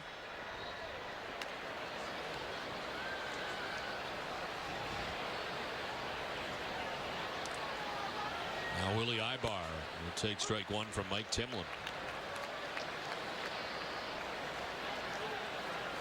A double in the 2nd inning, a double in the 4th inning, bounced into a 5-4-3 double play in the 6th.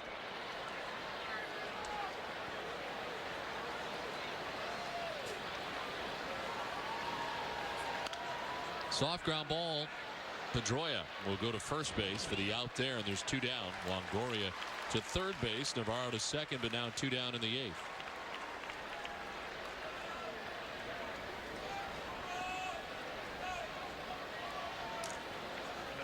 Here comes Cliff Floyd.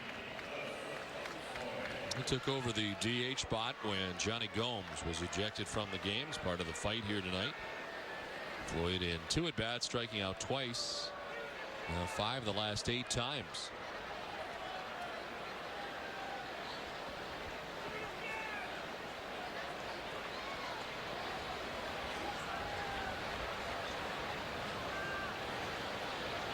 The strikeouts both against John Lester tonight, who had 5 Ks in 6 1/3 innings.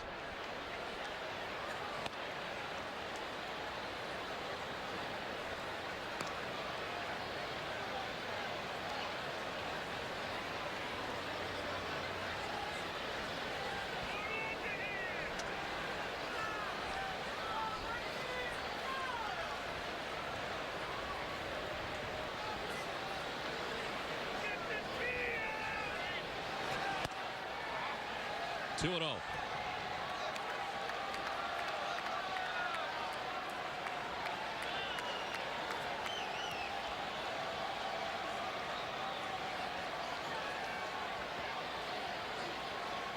Longoria at third base, Navarro at second base, 2 outs.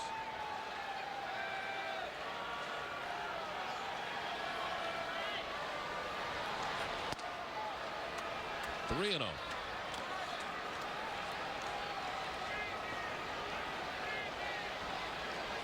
On this 5-game stretch in which the Red Sox have won 5 straight against the Rays. Win for Buchholz and Beckett. Lester when we were in the first series against the Rays, and then Masterson and Beckett winning the first 2 games of this series.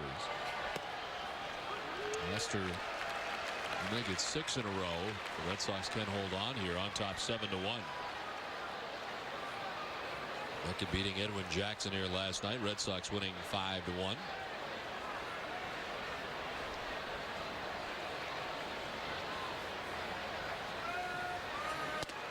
Floyd takes ball 4 and heads down to first base. Loads the bases. Second walk of the inning allowed by Mike Timlin. Kevin Cash, who is now the DH in the game, running back out to the bullpen to help warm up pitchers. So not only is he now a backup catcher warming up pitchers, he's also the DH. This has been one weird night at Fenway. Hosmer Lopez.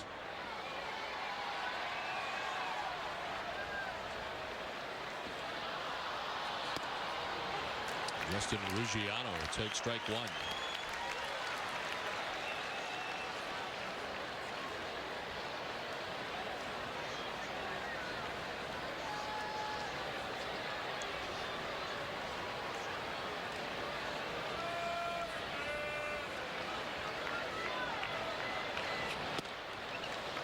Outside, 1-1.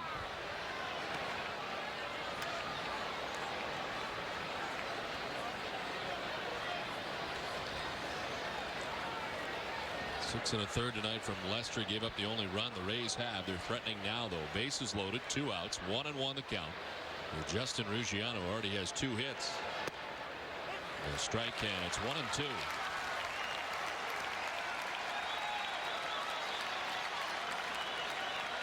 Someone's ahead. Longoria at third, Navarro at second, Floyd at first.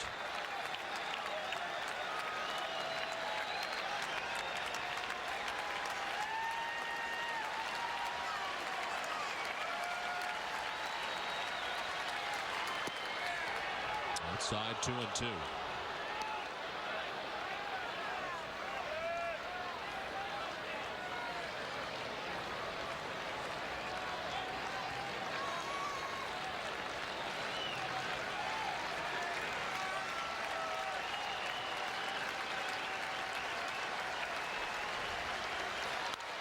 Fouled off to the right, and we'll do it again.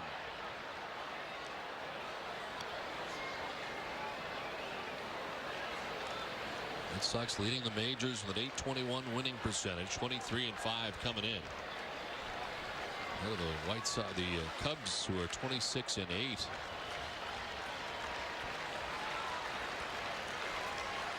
And trying to pick up win number 24 at home tonight. A 2-2. Ruggiano taps it foul.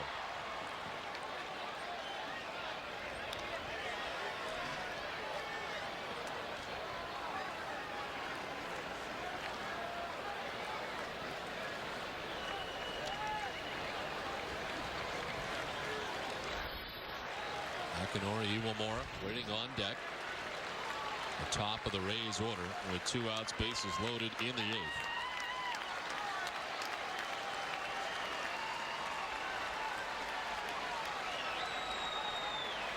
Timlin's 39th pitch.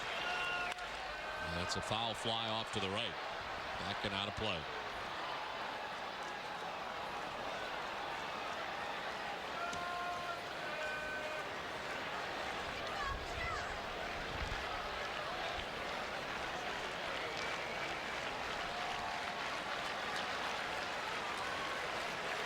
Red Sox relievers earned run average down to 4.09, which is 10th in the American League.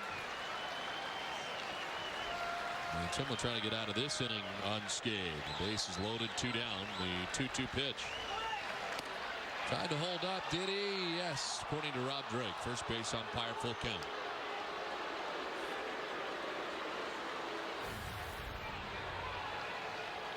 Able to hold up on the check swing, and did. Yeah, looked like you did, Don. Good call by Drake.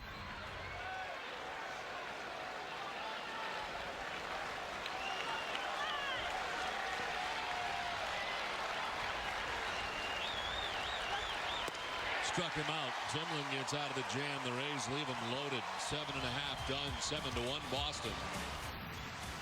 That kind of sums up the game summary tonight. There has been so much going on in what has been an incredibly bizarre night at Fenway Park. Game summary brought to you by your Lincoln Mercury dealers. It is 7-1, and the new pitcher is David Ardsman. Ardsman making his 24th appearance of the season. He is 2-1. Last time out was at Baltimore. He picked up his second win, going 2 innings and striking out 2.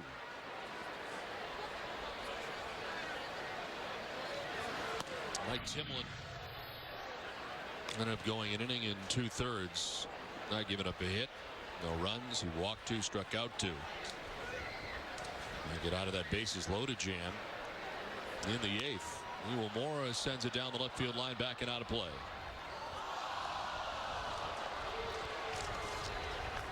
Coming up after the game, it's WB Mason's Extra Innings with Tom Caron and Dave McCarty and Heidi Watney. You'll get all the Red Sox reaction from inside the clubhouse, plus John Lester's post-game press conference. It's all coming up right after the game, and it's live on NESN.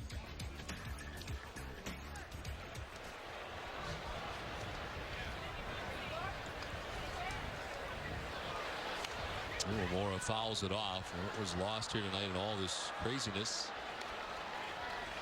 Kobe Ellsbury's injury out in center field for the Red Sox tonight, and we'll find out more sure tomorrow. But of course the x-ray taking place, a strained right wrist as he rolled it over in center. I'm just thinking the same thing, Don, with all that's going on in this ball game tonight. The most important thing could be the injury situation with Ellsbury and also with Manny Ramirez with the hamstring. So those are things we'll have to keep a close eye on tomorrow as we come to the ballpark. Earlier in the ball game, back in the 4th inning, Jacoby Ellsbury with a nice play, but yet you'll watch his right wrist roll over after making the catch, and of course immediately taken out of the game, which caused a shuffle in the outfield. We're calling it a strained right wrist.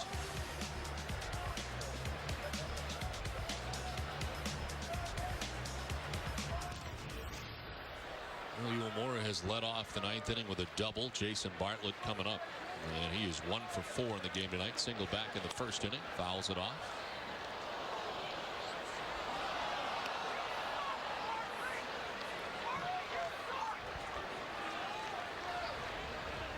Rays now with 9 hits. They're out hitting the Red Sox 9-8, but trailing 7-1.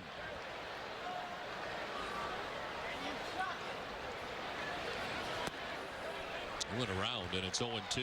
Guy did the bulk of the damage for the Red Sox tonight. Manny Ramirez, 5 RBIs, and he's the guy that got it all started. 3-run home run in the 1st inning for the Red Sox off James Shields. He had 2 more RBIs, a 2-run single. The 0-2.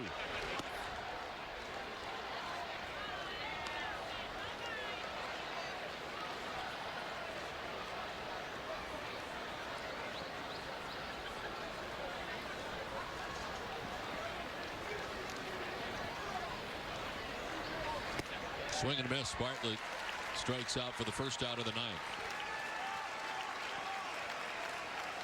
6 strikeouts for Red Sox pitching. 24 strikeouts now for Hosmer in 26 and 2/3 innings. Fastball down and away.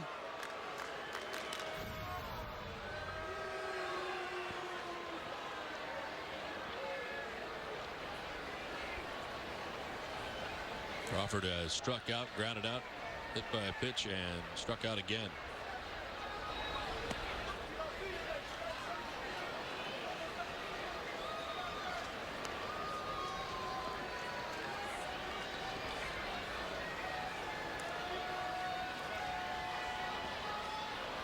Uemura at second base led this top half of the 9th inning off with a double. Crawford fouls it off, 1-1. Every time the Red Sox throw a fastball to Crawford, they try to elevate that fastball. That's how he struck out last inning, should say last at bat against Mike Timlin.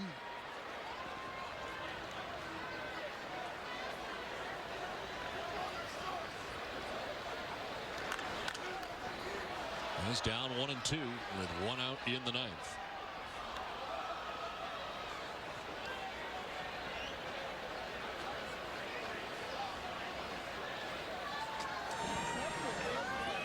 Looks like Titus Cam.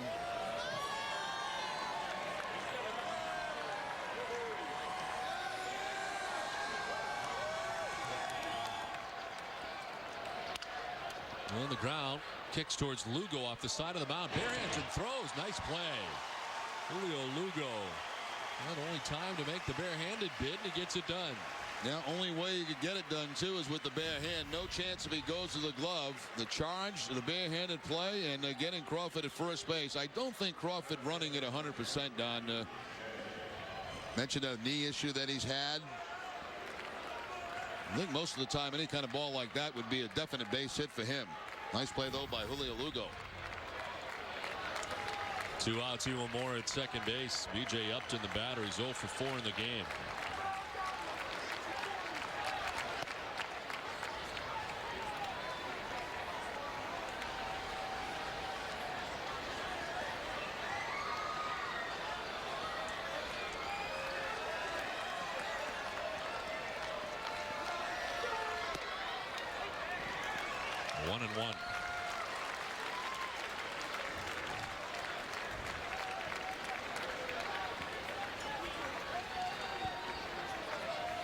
Well, the Rays arrived. They had a 1.5 game lead atop the American League East.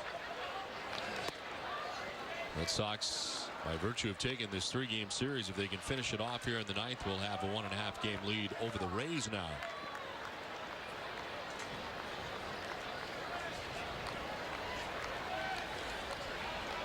It'll be their 6th straight win against Tampa Bay. Their 13th in a row here at Fenway Park.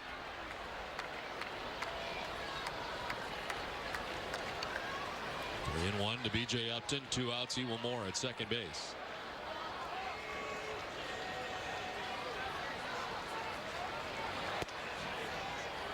Ball 4 and Upton will head down to first base with a 2-out walk.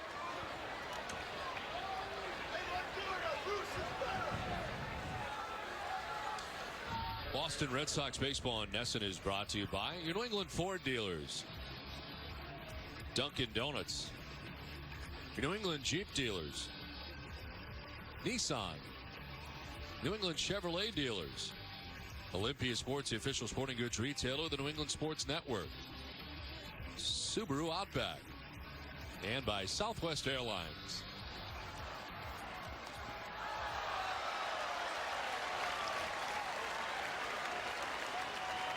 North Carolina.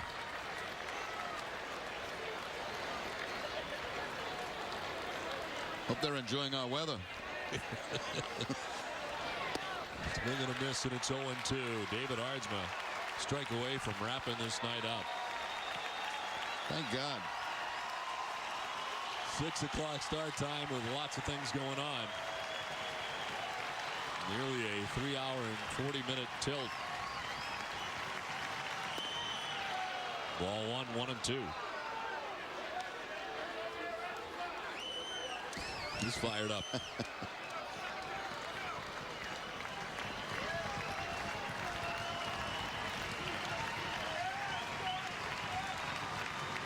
Seven 1 Red Sox. The 1-2 pitch.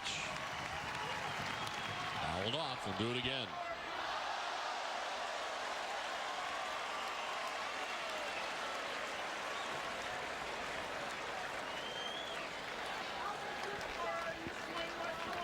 Double for Ewell Moore to begin the inning. Bartlett struck out. Crawford grounded out. The walk to B.J. Upton. 2 outs, 2 on. And a 1-2 pitch to Evan Longoria.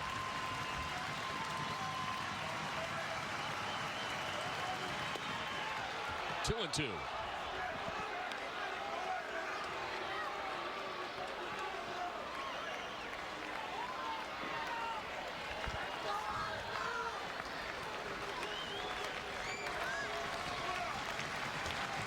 Now the 2-2 from Aardsma. In the dirt, kicks off Varitek. Everybody's going to move up. A little more to third base, Upton to second base, and likely a wild pitch.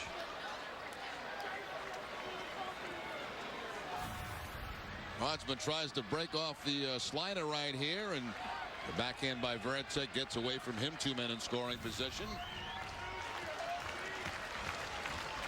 3-2 to Longoria. Gianna Navarro waits on deck. Aardsma would like to finish it off right here.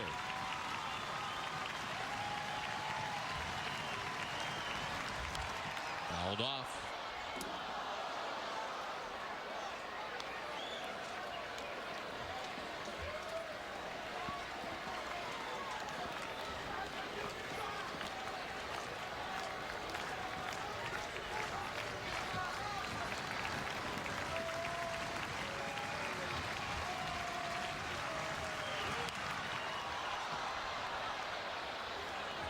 Longoria continuing to foul off.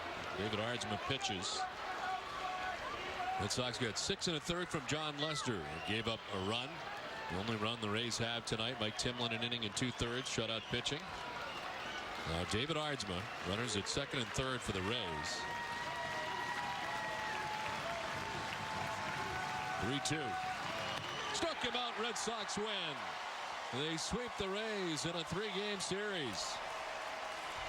And Boston with a 1.5 game lead atop the American League East by virtue of their 7-1 victory tonight on a long, bizarre night from Fenway Park. In just about 3 hours and 40 minutes, the Red Sox wrap up the series